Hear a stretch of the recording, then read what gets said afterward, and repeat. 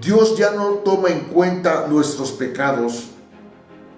La reconciliación que Dios hizo posible para nosotros por medio de la cruz del Calvario neutralizó la ira contra nuestros pecados. Esta es la razón por la cual la cruz de Cristo tiene que ser el mensaje principal del Evangelio de Cristo. Por cuanto lo que Cristo hizo en la cruz del Calvario fue lo que hizo posible nuestra reconciliación para con Dios. Sin reconciliación no hay modo de quitar de nosotros ese estado de enajenación, hechicería y hostilidad que tenemos en nuestra mente y en nuestro corazón en contra de Dios. Y hablamos de hechicería porque estamos hechizados y no nos damos cuenta de que Dios jamás ha peleado contra nosotros. Cuando descubrimos cuán totalmente ha sido derribado por Dios la barrera que nos separa de Él y que no está más airado en contra nuestra, sino en contra del pecado, entonces nos agradará volver al hogar, tal como ocurrió en el caso de la esposa de Oseas. Y cuando volvemos al compañerismo con nuestro Dios, nos sentimos tan agradecidos por cuanto no hay ninguna recriminación y sí existe una gran aceptación, que lo único que deseamos, lo único que puede salir de nuestro interior es un profundo agradecimiento y un deseo extraordinario de servir a nuestro Dios, a nuestro Señor y a nuestro Salvador.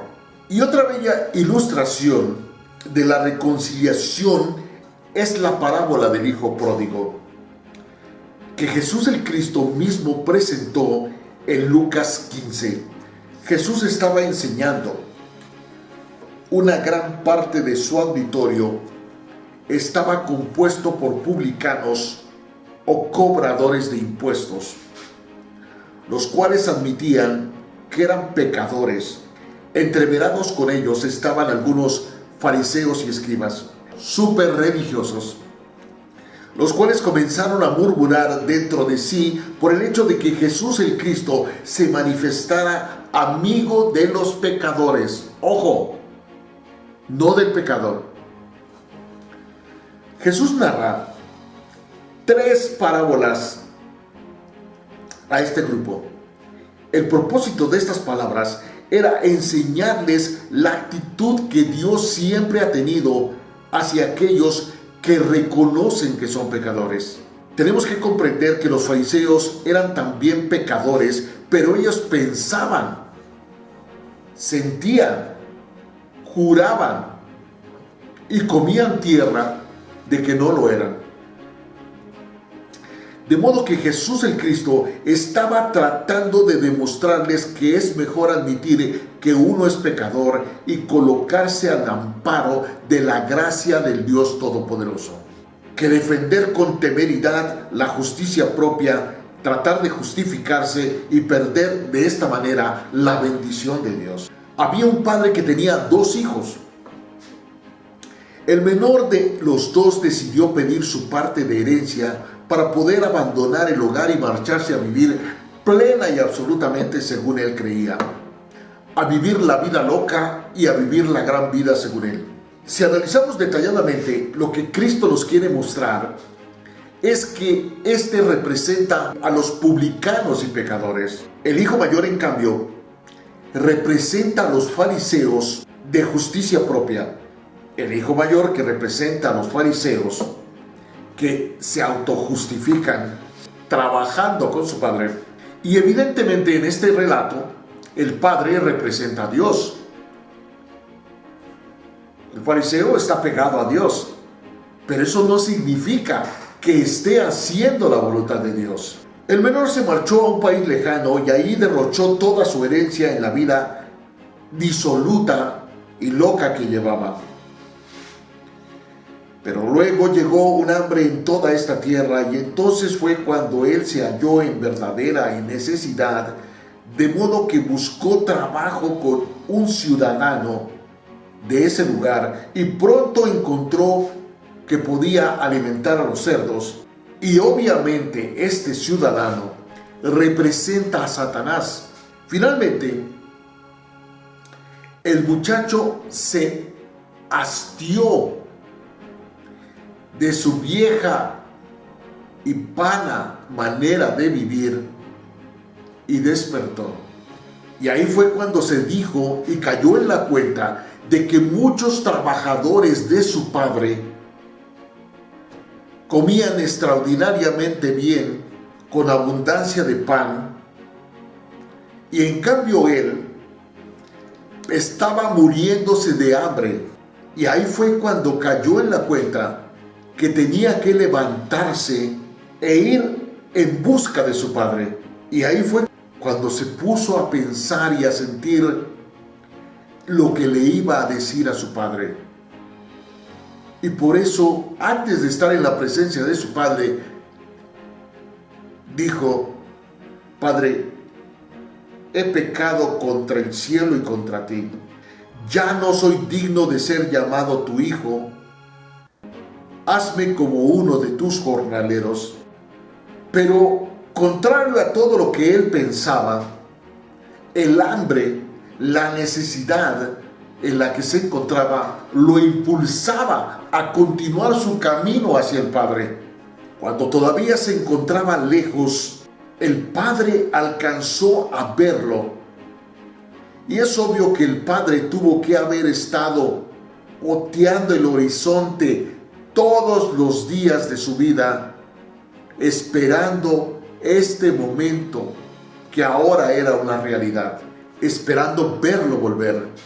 Desde el mismo momento en que el hijo se marchó, el padre no cesó de estar mirando hacia el horizonte con la única esperanza de verlo nuevamente regresar. Cuando vio que en realidad no era una visión, no era un deseo, no era un sueño, sino que realmente veía la silueta de su hijo acercarse hacia él, corrió, lo abrazó, lo besó sin ningún reproche, sin ninguna ofensa, sino únicamente manifestando el gozo inefable de ver a su hijo regresar hacia él. El muchacho únicamente acertaba a pronunciar las palabras que durante mucho tiempo caviló de lo que iba a decirle a su padre, y por eso comenzó a recitar las palabras, porque ya se las sabía de memoria, en las cuales confesó su vergüenza, su indignidad, su miseria, e iba a decir que estaba dispuesto a trabajar como un simple jornalero, porque ya no se consideraba hijo. Pero el padre no oyó ni una sola de las palabras que pronunció el descarriado, pues mientras el muchacho hablaba, el padre únicamente estaba dando instrucciones a los siervos para que prepararan de inmediato un banquete de bienvenida. En el padre no había resentimientos ni ira hacia el muchacho, aunque tenía sobradas razones para que estuviera disgustado con él.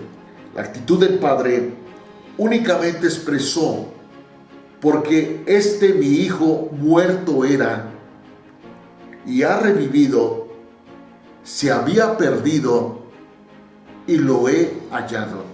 A través de este pasaje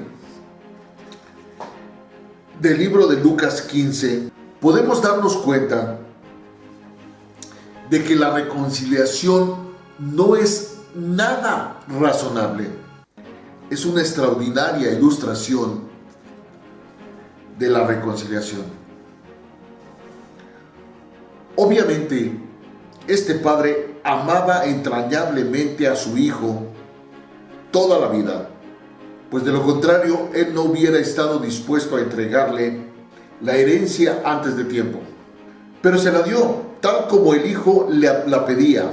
Durante estos largos meses y probablemente años, el padre se mantuvo amando al muchacho y anhelando que regresara a reconciliarse con él. Nos damos cuenta por qué el padre nunca fue en busca del hijo, porque no fue él el que lo abandonó. Sin embargo, cuando él llegó a la presencia de su padre, demostrando estar dispuesto a regresar, cumpliendo cualquier condición que le pusiera el padre, halló que en lugar de barreras que estuvieran separándolo como hijo de su padre, no había otra cosa más que amor y una completa y absoluta aceptación por su hijo, no por los pecados cometidos por su hijo. Y ahí es donde tenemos justamente que hacer la diferencia.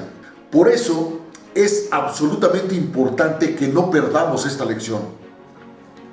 Hay ciertas verdades muy importantes que nos enseña esta parábola, pero también hay algunas cosas muy poderosas que no se nos dice y que no nos enseñan en ella. En una parábola, cada uno de los personajes representa generalmente a una persona verdadera en una situación verdadera. Lo más importante en la parábola del hijo pródigo es que nos enseña que todos somos hijos de Dios y que simplemente algunos nos hemos descarriado. Y sería muy bueno decir que algunos, pero desafortunadamente por la naturaleza de pecado que existe dentro de nosotros a causa del pecado de Adán, toda la humanidad ha estado descarriada. Los individuos que se representan en el hijo descarriado son aquellos que reconocen que son pecadores. Estas son las personas que todavía necesitamos reconciliarnos con Dios. Todos los hombres somos criaturas de Dios, pero no todos somos hijos de Dios. Y como tales, somos objetos del amor de Dios, porque hubo un tiempo en que estuvimos nosotros en íntima relación con Dios a través de nuestro padre Adán. Y lo podemos ver en el capítulo 2 de Génesis. Pero a partir de la caída de Adán, hemos estado descarriados y en posición de rebelión. El hecho de que el padre dice que su hijo muerto era y que ha revivido, que se había perdido y que ha sido hallado, demuestra que un cambio radical había ocurrido en la relación de padre e hijo. Este cambio que ha ocurrido es y se llama reconciliación. Por eso tenemos que reconciliarnos con Dios. Pero la reconciliación no vale para nada a menos que las barreras que han sido levantadas entre Dios y el hombre sean derribadas y que el alienado, es decir, el pecador, decida reconciliarse. El hijo pródigo tuvo que decidir renunciar a la vida miserable y rebelde que había elegido y regresar al hogar. Esto es lo que sencillamente se llama arrepentimiento, que es muy diferente de el remordimiento. Arrepentimiento significa un cambio de pensamiento y sentimiento y un cambio de dirección. La esposa de Oseas se había alejado de Oseas, pero cuando él fue a buscarla, ella tuvo que estar dispuesta a regresar a casa con él.